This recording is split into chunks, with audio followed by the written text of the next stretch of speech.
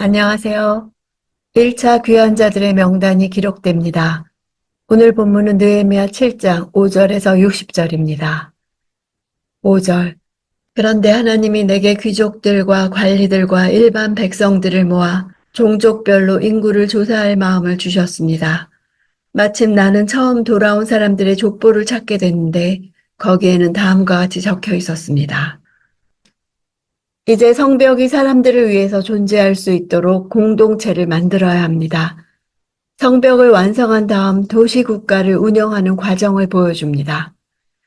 예루살렘 성벽이 완공되었음에도 불구하고 그 안에 거주하는 백성들의 수요가 너무 적은 것을 인식한 느헤미야가 성벽 봉헌식 이전에 유다 각 지역에 흩어져 살던 귀환자들의 일부를 예루살렘으로 이주시키기 위한 인구 조사를 실시하는 과정에 찾게 된 1차 포로 귀환자들의 명단입니다.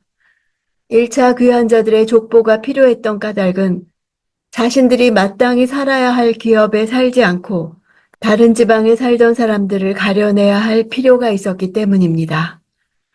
당시에 마땅히 예루살렘에 살아야 될 백성들 중에서 상당수가 대적들의 노략질 때문에 성벽이 없었던 예루살렘을 떠나서 보다 안전한 다른 지역으로 이주하여 살았던 것 같습니다.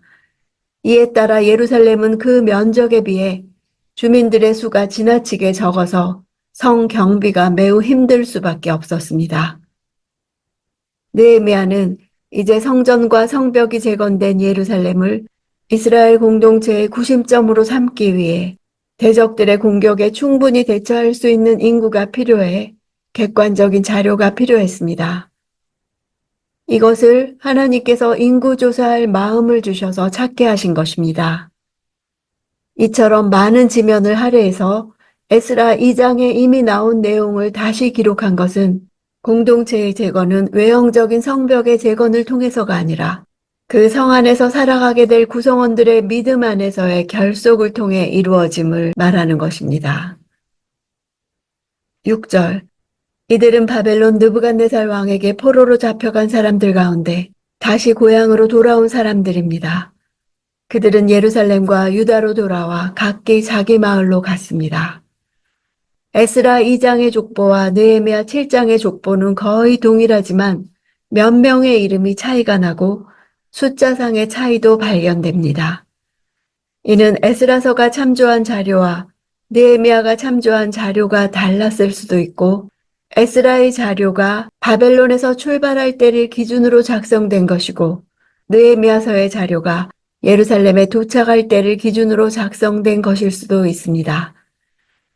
또한 히브리인들은 몇 개의 다른 이름을 가지고 있기도 했고 축약형 이름을 동시에 사용하는 경우도 있었고 세월이 흘러 가계가 불확실할 경우에는 다른 가계로 편입되어 계수될 수도 있었을 것입니다. 각기 자기 마을로 갔다는 것은 12지파로 이루어진 이스라엘 공동체에서는 조상의 기업은 후손에게 상속되어야 하며 다른 지파의 가문에게 영구적으로 귀속될 수 없었기 때문에 자신의 조상이 살았던 지역으로 흩어지는 것이 너무나 자연스러운 일이었습니다.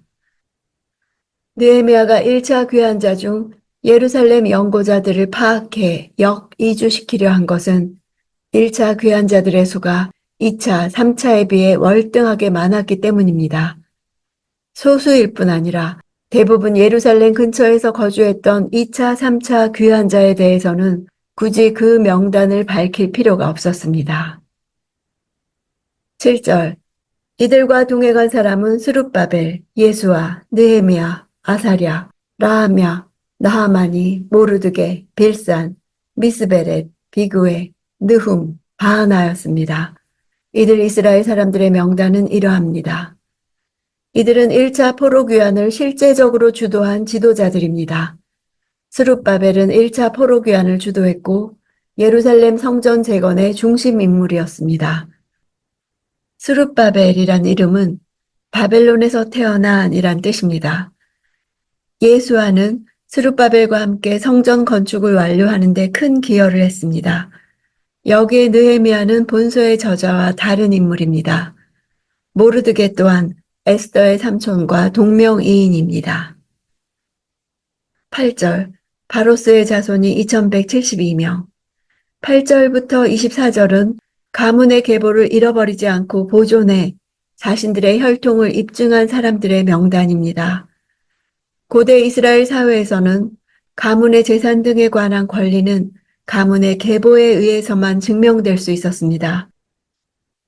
따라서 백성들은 지방 관원들에 의해서 기록 보관되는 가문의 계보나 가문에서 보관하는 가문의 계보 둘 중 최소한 그 하나에 의해서 혈통을 확인받아야 그 가문 내에서 자신의 권리를 주장할 수 있었습니다.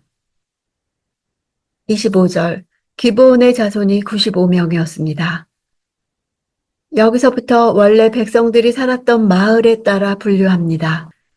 기브온은 본적별로 분류를 했다는 것입니다. 이들이 가문별 명단에 들지 못하고 지역별 명단에 수록된 것은 그들이 정확한 가계를 증명하지 못했기 때문일 것입니다. 즉 그들은 정확한 가계는 증명하지 못했으나 자신의 조상들이 살던 지역은 명확히 알고 있었으므로 이스라엘 사람으로 확인될 수 있었습니다. 39절, 제사장들은 예수아 집안 여다야의 자손이 973명. 제사장의 명단이 가문을 중심으로 소개됩니다. 제사장 가문은 4가문인데 합쳐서 4,289명이나 됩니다. 1차 귀환자 전체가 5만 명이니 약 10분의 1입니다. 이처럼 많은 제사장들이 돌아온 것은 예루살렘에서 예배를 갈망했기 때문이었습니다. 43절, 레위 사람들은 호드야 자손인 예수아와 감미엘 자손이 74명이었고 레위 사람들의 명단이 소개됩니다. 모세 율법에 따르면 레위 사람들은 일정한 기업을 받지 못한 채 다른 지파들 중에 흩어져 살아야만 했습니다. 이스라엘이 남북으로 분열되자 북쪽 이스라엘에 살던 레위인들이 북이스라엘을 떠나 남유다로 넘어왔고 남유다의 멸망과 함께 많은 레위인들은 바벨론으로 끌려가게 되었습니다. 8개 가문에서 총 360명의 레위인이 돌아옵니다. 이들의 숫자가 제사장들의 수보다 적어 섬겨야 할 제사장이 10배나 많습니다. 포로 레위인들이 예루살렘 귀환에 소극적이었음을 보여줍니다. 그들은 제사장 밑에서 허드렛 일 하기 싫어서 돌아오지 않은 것입니다. 돌아온 이들의 헌신은 이렇게 기억되고 있습니다. 45절, 성전 문지기들은 살룸 자손, 아델 자손, 달문 자손, 악굽 자손, 하디다 자손, 소베 자손이 138명이었습니다. 성벽은 성 안과 성 밖을 구분하는 기능을 했습니다. 성벽은 공동체의 중심인 성전과 긴밀하게 연결되어 있기 때문에 성전 건물의 확장을 의미합니다. 성전 수비되었던 문지기들이 예루살렘 성문을 지키는 것은 이것을 보여줍니다. 레위인들과 명단을 따로 구분한 것으로 보아 당시 정식 레위인으로 분류되지 않았던 것으로 보입니다. 46절, 느디님 사람들은 시하 자손, 하수바 자손, 답바옷 자손. 성전에 소속된 종들과 느디님 사람들의 명단입니다. 느디님 사람들은 본래 이방인이었으나 이스라엘의 포로로 끌려온 후 성전에 막리를 했습니다. 성전 노예로서 레위 사람들보다 한 단계 낮은 사람들입니다. 레위인들의 종처럼 물을 길어 나르고 제사 때 사용될 장작을 준비하는 사람들이었습니다. 천한 대우와 힘든 일을 생각하면 포로로 남아있는 것이 차라리 나았을지도 모릅니다.